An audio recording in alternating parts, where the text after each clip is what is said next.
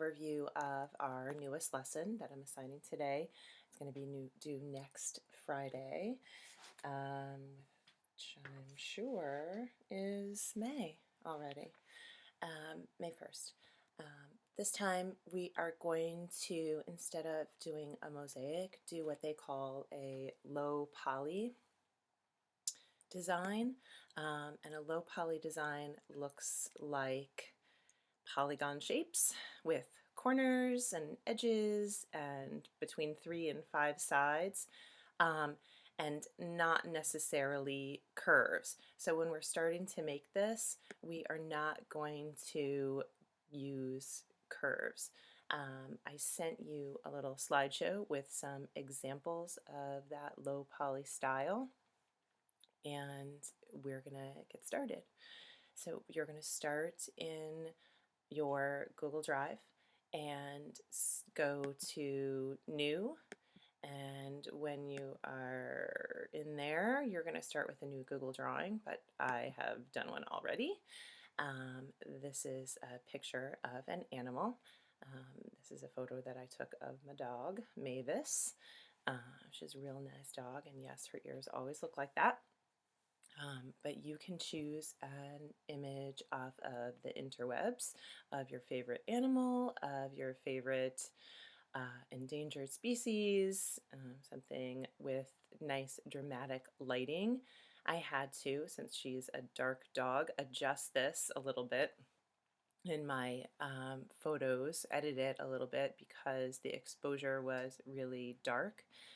You'll notice that the background is really whited out because she is pretty much an all black dog and hard to photograph. I lightened it up so that she would have light and shadow and areas of different shades. So what we're going to do is import that, and you can see I haven't adjusted my background and I'm still on the selection tool, which is here. It's highlighted in blue. I'm going to just adjust my background so that it kind of sits underneath. Can I still do that?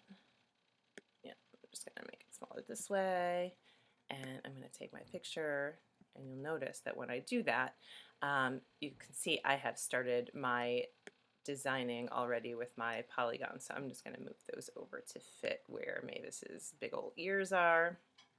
And then I'm going to zoom in, and I'm going to go through just a couple of shapes with you, because a polygon is a shape with multiple sides and angles. It is not a curve. I don't want you using curves. We're going to do that next. Hint, hint to the future. But what I would like for you to do is perhaps zoom in at least just a little bit. No, I think more. And you're gonna go and, whoops, move your screen accordingly. Here we go. And you're going to create different polygons that fit the shapes of your animal. And when you go to arrange them, unlike where you had the mosaic the other day, I do not want you to leave a gap. We're going to overlap these. All right, this is going to be practice for when we move on to curves with the next project. And I would like for you to have those overlap. And it's going to look a little bit messy, but you're going to cover up those so that it doesn't look so messy right there on the edges, okay? And you can add more and more. And then what you're going to do is go to your polyline. If you really, really insist and you want to do shapes, you can use a rectangle with hard edges. You can use one of the triangles, or you can use one of these poly shapes as they fit. But really what we're going to be doing is drawing those contours. Remember when we did contour line? We're going to be drawing those contours of our particular animal that we choose and filling in the colors. So I think it's going to be just a lot easier if you just go ahead and choose the polyline tool already, all right? I had a question on the last one. Somebody wanted to draw something in with the scribble tool, and the curve and the polyline tool allow you to go in and fill your color as well as having that stroke or line weight. But unfortunately, the scribble tool, we found out after painstakingly tracing something with it does not let you do that. So just be careful that we're not doing that because one, we want angles and straight lines, and two, we want to be able to fill in these spaces. So I am going to go to my line tool. Please select the line tool. There we go.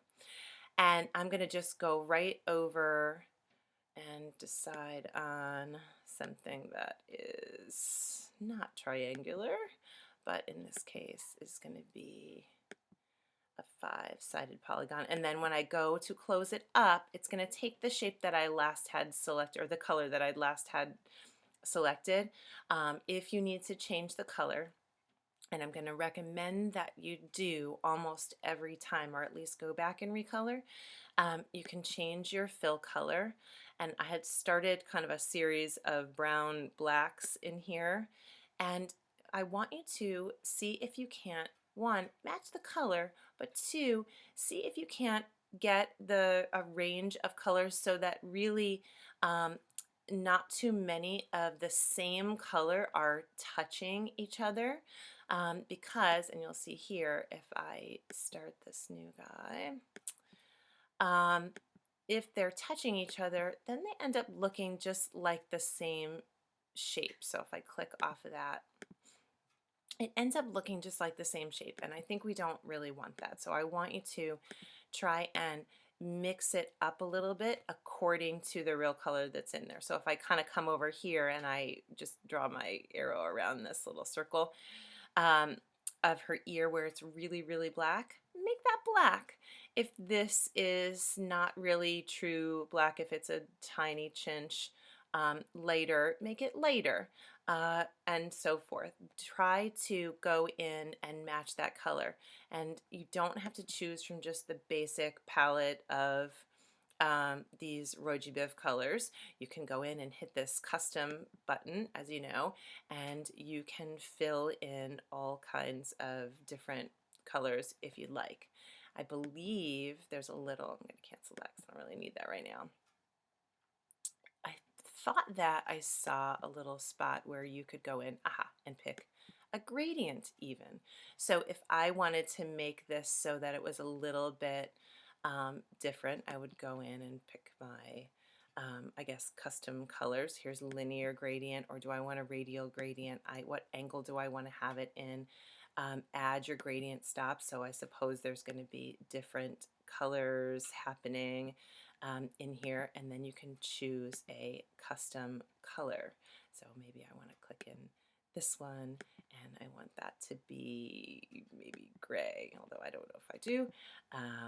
And then I want this one to be even darker.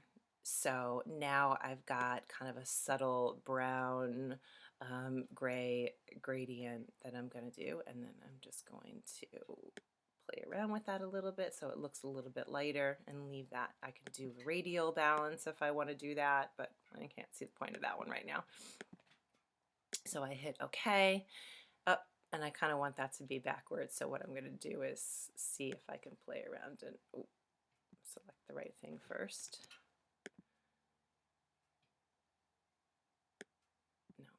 No. There we go. And flip it around, and I'm going to hope that my little shape trick kind of worked so that it's a little bit lighter. Maybe I'll use that for when it goes lighter into her ear, even though that's a little bit more pink, and you can adjust the color that way. Okay, so there are lots of different choices you can use for this one. I'm not going to make you sit here and listen to me while I fill in all of the dog and her color and the background. You can use bigger shapes in the background, but please do some kind of background. All right, you could do one big shape with a gradient in it if you want to, or you could come in, I could obliterate where that house was and just do the road, or all green grass and sky, something like that. Get a little creative, but the main thing I want you to do is to try out creating that low poly version of your animal of your choice. Okay, great. I hope this is helpful. Please email me or message me through Google Classroom if you have any questions about it. I know a few of you have, and I appreciate you reaching out when you have questions. I'm happy to help. I'll even Zoom if you want me to, if you're really desperate, although it's kind of hard to do a Zoom and work on the computer at the same time, but we could figure that out. I hope you're all doing really well, and take care, and that's all for now. Enjoy making your low poly animal.